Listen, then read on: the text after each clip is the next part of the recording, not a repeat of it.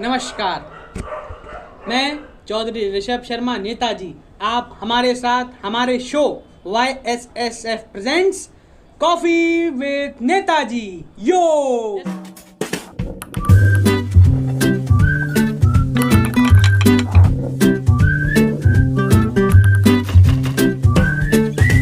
जैसा कि आप आज देख रहे हैं, आज हमारे साथ एक बहुत महत्वपूर्ण हस्ती सामने बैठी है जो हमारे प्रदेश के सेक्रेटरी सचिव महोदय श्री समर्थ गुप्ता जी हैं। नमस्कार sir. YSF youth service foundation के प्रदेश के सचिव महोदय हमारे सामने उपस्थित हैं, जो कि अपने कुछ विचारों को लेकर आए हैं आप सभी दर्शकों और मेरे समक्ष, और जो हमारे शो कॉफी विद नेताजी में रॉक करेंगे। यस, तो चलिए सर, आज का शो शुरू करते हैं। पहले आप सर हमारे दर्शकों को अपने टॉपिक के बारे में नाम बताएं और उसके बारे में जानकारी दें। चलिए सर, शुरू करते हैं। मेरा विषय है अनएम्प्लॉयमेंट। ज़्यादा गौर किया जाए तो एजुकेटेड अनएम्प्लॉयमेंट। जैसे कि हम सभी जानते हैं कि आज के टाइम पे ज़्यादातर अपना युवा बैठा है, वो घर पे बैठा हुआ, उसका जॉब नहीं है, फिर जो जॉब कर रहा है वो, तो उसकी जॉब मेनली होती है 15 से 20 हज़ार पर महीना की, जो कि कम होती है। जैसे अपन शुरुआत से बचपन से ही हम जानते हैं कि एजुकेशन में बहुत सारे पैसे लग जाते हैं। स्कूल हो गया, अपना कोचिंग क्लासेस हो गई, उसके बाद कॉलेज होता है, उसके बाद ट्यूशन क्लासेस, बहुत सारी चीज़ें होती है, इसमें बहुत पैसा लग जाता है एजुकेशन में। उसके बाद जब अपन बाहर निकलते हैं और देखते हैं कि हमें सैलरी मिल रही है 15 से 20 हज़ार रुपये, तो बहुत ही निराशाजनक बात होती है वो। इंडिया की रैंक अनएम्प्लॉयमेंट में 95th है वर्ल्ड में, और इसकी अनएम्प्लॉयमेंट रेट है 8.5%, जो कि बहुत कम बात होती है। और अनएम्प्लॉयमेंट एक बहुत ही बड़ी प्रॉब्लम है। बंदा घर बैठेगा, अपन सभी जानते हैं खाली दिमाग शैतान का होता है। अगर बंदा घर बैठेगा बिना किसी काम के, तो वो गलत डायरेक्शन में जाएगा, गलत काम करेगा, हानि पहुंचाएगा नेशन को। इसलिए अनएम्प्लॉयमेंट को सॉल्व करना अनएम्प्लॉयमेंट एक बहुत ही बड़ी प्रॉब्लम है हम सब के लिए, और इसलिए मैं अपने थॉट्स लेके आया हूँ बात करने के लिए नेताजी से। तो बहुत बढ़िया आपने सर बताया अनएम्प्लॉयमेंट आपका जो विषय है। तो ये सर कहूँ कि एक हमारे हिंदुस्तान का बात की जाए दर्शकों, तो बहुत ही गंभीर, बहुत ही ज़्यादा जटिल समस्या है। मैं इस बारे पहले मैं खुद भी बताना चाहूँगा आप सभी को इस बारे में, क्योंकि क्या है, एक अनएम्प्लॉयमेंट जो हमारे देश की एक बहुत बड़ी ऐसी व्यवस्था है जो हमारे देश के समाज में युवाओं को झेलनी पड़ती है। इसका सबसे बड़ा जीत जागता प्रतीक है, और जिस मुद्दे पे आज मैं इस अनएम्प्लॉयमेंट को ले जाऊँगा, सबसे पहला मुद्दा मैं इस पर लेके चलता हूँ, वो है हमारा आरक्षण। आरक्षण जो मुद्दा है, सबसे पहले मैं ऐसे मानता हूँ कि शायद इसमें आरक्षण का रोल हो सकता है कई हद तक, और या नहीं भी हो सकता है। ये सर गवर्नमेंट पे डिपेंड करता है, गवर्नमेंट किस तरह प्रतिक्रिया दे। लेकिन मैंने ये देखा है सर कि और देशों की अपेक्षा भारत देश में अनएम्प्लॉयमेंट सर बहुत होता है, बहुत ही ज़्यादा कम होता है।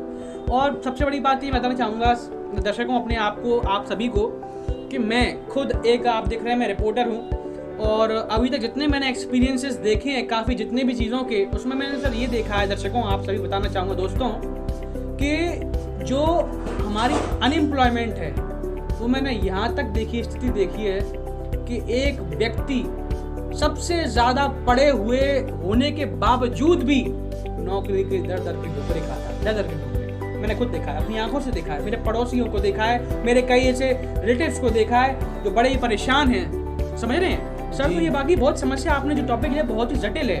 और सबसे बड़ा एक्सपीरियंस मैंने ये भी देखा है, जो लोग पढ़ाई करने के बावजूद एक मुकाम पे नहीं पहुंच पाते हैं, फिर या तो वो खुदकुशी कर लेते हैं, और या फिर वो कुछ ऐसे काम करते हैं जो ना करना चाहिए, और हमारे देश के लिए बहुत ही चिंताजनक होते हैं। आप जानते हैं जैसे टेररिस्ट होते हैं, गलत काम में घुस जाना, drugs smuggling and this all types of सब सिचुएशंस बनती हैं। तो सर मैं जानना चाहता हूँ इस बारे में आपसे और थोड़ी जानकारी, किस तरह आप जैसे मध्य प्रदेश में YSF के सेक्रेटरी हैं, तो आपने मध्य प्रदेश में क्या देखा है कि किस तरह से बेरोजगारी, सरकार इसके लिए क्या क्या प्रावधान ला रही है, और गवर्नमेंट का क्या क्या इसमें जो पॉजिटिविटी है, और हमारे देश के, और साथ ही साथ हम मुद्दे पे मेन बात करें तो हमारे प्रदेश के युवाओं की इसमें क्या अहमियत है, और इसमें क्या क्या वो है, सब जान बताइए इस बारे में। जी, सबसे मैं बताना चाहूँ सबसे पहले तो मैं कि इसके कारण क्या होते हैं। जी सर। इसकी जड़ कहाँ से आई है? सबसे पहले तो आती है पॉपुलेशन। भारत एक ऐसा फलता फूलता देश है जिसकी पॉपुलेशन बिना किसी सीमा के बढ़ती जा रही है। हम सभी जानते हैं जब कोई गवर्नमेंट फॉर्म निकलता है, एग्ज़ाम निकलता है, तो उसकी वैकेंसीज होती हैं कुछ करीबन 5 या 10 हज़ार, भरने वाले होते हैं 25 लाख। बताइए किसको जॉब मिलेगी, आप बताइए ज़रा। बहुत ही बड़ी बात होती, समस्या होती, एग्जाम फॉर्म इतने निकलते जा रहे हैं पर वैकेंसी इतनी कम होती आ रही है। ऊपर से बात आरक्षण की बात करें तो उसमें पहली बात किसी सेक्शन को बोल दिया जाता है कि आपकी इतनी सीट रिजर्व कर दी हमने, बड़े मेजर सेक्शन जनरल सेक्शन को बोल दिया जाता है कि आपको इतनी सीट दे रहे हैं, बाद में उनके संग मतलब भेजा होता है कि आपको इतनी फीस जमा करनी पड़ेगी। तो बहुत ही दिक्कतें होती हैं इस सेक्टर में। और बात करी जाए तो एजुकेशन, सबसे इम्पोर्टेंट रोल एजुकेशन का। लोगों को ऐसी एजुकेशन प्रोवाइड नहीं हो पा रही जिससे कि वो कंपटीशन कर सके। उनका कोई स्टैंड ही नहीं है। अब इसी लेवल पे जाते हैं, अब इसमें कंपटीशन करना पड़ता है, अलग जैसे लोग आते हैं, उनका कोई स्टैंड ही नहीं है, उनका कोई कैसे मिल सकती है उनको जॉब फिर। तो ये बहुत सोचने वाली बात पड़ती है। और मेरा मानना ये है कि इस चीज़ के लिए करप्शन का भी बहुत ही बड़ा हाथ होता है। बड़ी बड़ी पार्टीज होती है, अपनी जैक ला के, हम सब जानते हैं जैक क्या होता है, जैक ला के जाती है अपनी किसी अप्लाई कर देती है। That is a word very logical and very interesting word. Sir, please can you explain this jack word in Hindi? So our दर्शक हमारी जान सके इस बारे में। सर कॉल लगवाते हैं नेतागिरी से कि भाई हमारी मेरे फूफा जी यहाँ के वो है, मेरे को जॉब दे दीजिए। अभी क्या बात होती है, मतलब आप ना कैपेबल हो, ना आपके अंदर स्किल्स है, ना आप कुछ आता तक नहीं है। जो पढ़ा लिखा व्यक्ति बैठा हुआ जिसमें क्या क्या सीख के बैठा है, बचपन से उसमें काबिलियत है, पर आप फूफा जी मेरी जॉब लगवा दीजिए, मेरे को ऑफिस में काम करना है, फूफा जी लग गई job. That will be a very important point in our society. तो ऐसी कई सारी चीज़ें होती हैं जिसकी वजह से अनएम्प्लॉयमेंट एक बहुत बड़ी समस्या है, इसको सॉल्व करना बहुत ज़रूरी होता है। तो मेरा मानना है कि इस पर बात करनी चाहिए, इसको सॉल्व करना चाहिए, इसके लिए बैठक बैठनी चाहिए। जी सर, बिल्कुल। तो सर जैसे कि आप दर्शकों आपने सुना, समर्थ सर ने कितनी अच्छी तरीके से इसको एक्सप्लेन किया। और ये समस्या मेरे बात करने कोई छोटे शहर की, छोटे नगर की ही नहीं, हमारे प्रदेश, हमारे देश की है। सबसे बड़ी समस्या है हमारी बेरोजगारी। और ये बेरोजगारी का सबसे बड़ा, आपको मैं एक एग्जाम्पल खुद अपने एक्सपीरियंस में देना चाहता हूँ, तो कृपया आप सभी लोग ध्यान सुनिएगा। एक बार एक विशिष्ट व्यक्ति थे महाराष्ट्र के, उनको कटघरे में खड़ा किया गया और उनसे पूछा गया कि एक वकील थे, सीबीआई की तरफ से प्रस्तुत हुए थे, वो उनके खिलाफ मुकदमा चला था। उस व्यक्ति के खिलाफ मैं नाम नहीं बताना चाहूँगा, लेकिन सिर्फ उनके बारे में बताना चाहूँगा कि वो एक्सपीरियंस क्या था। तो उस वकील ने उन व्यक्ति से जो कटघरे में खड़े थे उनसे पूछा कि आप ये बताइए कि आप जब भी देखते हैं तो युवाओं को महाराष्ट्र के भड़काते हैं कि अगर नौकरी नहीं मिले या फिर बेरोजगारी हो तो आप अपना हक छीनने के लिए गुंडागर्दी करिए और झपट्टा मारिए अपनी नौकरी, अगर उन्हें दे नहीं रहे, दूसरे लोग अगर आपकी नौकरी छीन रहे हैं। तो उन्होंने कहा था, एक बहुत अच्छी बात कही जिसका मुझे आज ही वो मेरे बहन में और मेरे दिमाग में वो बात बसी हुई तरीके से।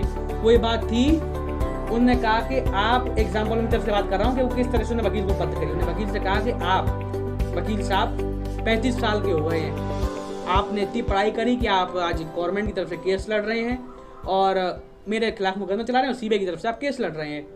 तो आप लड़ रहे हैं तो आपको इसका अंदाज़ा नहीं है क्योंकि आप सक्षम हैं, लेकिन उनसे पूछिए जो आपसे ज़्यादा पढ़े लिखे होते हैं और नौकरी के लिए दर दर ठोकरें खा रहे होते हैं, और जब उनकी नौकरी कोई और लेता है ना, और वही उन लोगों के माँ बाप जो घर पे उन बच्चों की राह देख रहे होते हैं कि कब उनकी नौकरी लगी और कब उनके सपनों को साकार करके जो उनकी शुरुआत से मेहनत चलती आ रही है उसकी सफलता मिले उनको, तो तब उस पेट की जो भूख होती है ना, वो उससे आग से नहीं बुझती और वही आग पूरे समाज को जला देती है। ये बात उनकी इतनी महत्वपूर्ण और इतनी शानदार लगी थी मुझे, तो मेरे दिमाग में और जहन सब जगह बस गई ये वाली बात। तो ये बहुत ही इंपॉर्टेंट बात थी, तो मैं सोचा आपके संग शेयर करूं दर्शकों, क्योंकि वाकई बहुत रियलिटी है कि हमारे देश में जो दशा बन चुकी है हर किसी की। जैसे समर्थ जी ने बताया कि आजकल होता है कि हमारे यहाँ का जो देश जो होते हैं, नेता वगैरह होते हैं, अधिकारी होते हैं, सबको ऐसे अपने चाचा भतीजे वो एक तरह का बात की नेपोटिज्म, अपने लोगों के लिए काम करना, that is the word, perfect word for this.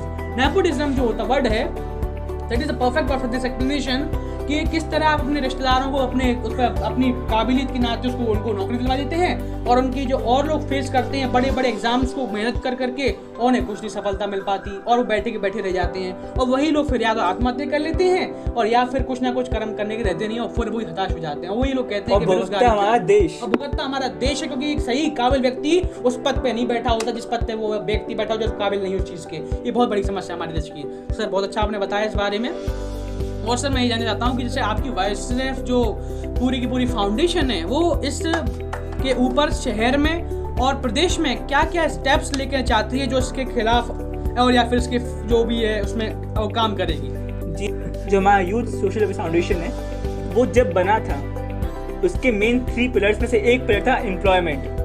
तो समर्थ सर मैं आप जानना चाहता हूँ कि आपकी फाउंडेशन और आपकी जो फर्दर आपके जो पोजीशंस डिजिग्नेशन वाले अपर लोग हैं वो क्या क्या इस पे स्कीम्स या फिर क्या क्या स्टेप्स आप इस पे यूथ के लिए और सोसाइटी में लाना चाहते हैं जिस वजह से अनएम्प्लॉयमेंट के अनफेवर रहे मामला और एम्प्लॉयमेंट दिया जा सके? सर बताइए इस बारे में। जी, हमारी जो फाउंडेशन है उसके one of the most important concerns में आता है अनएम्प्लॉयमेंट, जिसके लिए हमारे वाइस डायरेक्टर दीपेश राठौर जी ने बोला है कि जो प्रधानमंत्री द्वारा योजना चलाई गई है आत्मनिर्भरता, उसको आगे बढ़ाना है, उसको फैलाना है, उसमें अंदर लोगों को इन्वॉल्व करना है। चलिए तो दर्शकों, इस बारे में मैं आपको इनकी तरफ से और थोड़ा सा एक्सप्लेन कर देता हूँ अच्छे से कि समर्थ गुप्ता जी ने बताया जो पॉइंट वो वाकई बहुत बेहतरीन है। उनका विचार इस तरह कहना है कि भारत के प्रधानमंत्री आदरणीय श्री नरेंद्र मोदी जी, उनके द्वारा चलाई गई योजना जो इस लॉकडाउन में बहुत ही परेशानी के बाद हम इसको प्रयोजन में ला रहे हैं, जो कि आत्मनिर्भर भारत की योजना है। इस पे उनका कहना है कि वाइस डायरेक्टर श्री दीपेश राठौर जिनके फाउंडेशन के, उन्होंने इस पे विजन लाया है और इसके लिए काम कर रहा है समाज के लिए, और वो आगे भी इस पे काम करते रहेंगे। अच्छा सर बताइए और आगे बताइए। और मैं जानना चाहता हूँ कि आपके प्रदेश डायरेक्टर साहब के क्या विचार हैं इस मुद्दे को लेकर के? और हमारे फाउंडेशन के डायरेक्टर चौधरी ऋषभ शर्मा जी का मानना है और भरोसा है कि हमारा फाउंडेशन अपने भारत से अनएम्प्लॉयमेंट को हटा के मानेगा और ऐसे कई स्टेप्स आगे लेगा जो कि हमारे फाउंडेशन के लोग तथा उसके बाहर के लोगों को भी इसका फायदा होगा और रोजगार मिलेगा। चलिए, बहुत अच्छी बताई सर आपने मुझे इस बारे में, और मैं बहुत ही ज़्यादा खुश हुआ आपके प्रदेश के और आपके संगठन के डायरेक्टर के विचार जान करके। सर बहुत बहुत आभारी हूँ मैं आपका, आप हमारे शो पे आए जिसका नाम है कॉफी विद नेताजी यो। तो चलिए इस शो का अब हम समापन करते हैं। बहुत बहुत सभी का धन्यवाद मेरी तरफ से, सभी मेरे कैमरामैन, सभी मैनेजमेंट का धन्यवाद करता हूं मैं अपने शो के लिए, और सर आपको बहुत धन्यवाद करता हूं, आपने अपना कीमती समय निकाला और यहाँ पे आए। और चलिए, जय हिंद, जय भारत, जय मध्य प्रदेश, जय वाय सर, धन्यवाद।